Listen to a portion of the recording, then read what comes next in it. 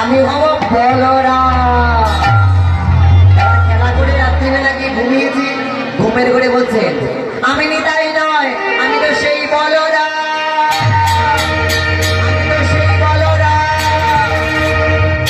মা মা পদ্মাবতী চমকে উঠেছেন, আজকে আবার ছেলেটা এমন যেন করছে, নিশ্চয়ই তার গায়ে কোনো অমঙ্গলের বাতাস লেগেছে।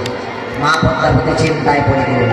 এইদিকে হারাই পড়লি একদিন লক্ষ্য করছেন এক সন্ন্যাসী নাচতে নাচতে নাম গাইছেন আর তাদের গৃহের সম্মুখ দিয়ে যাচ্ছেন। নাম গাইছেন বদনে কৃষ্ণ কেশব কৃষ্ণ কেশব মধুমাখা এই নাম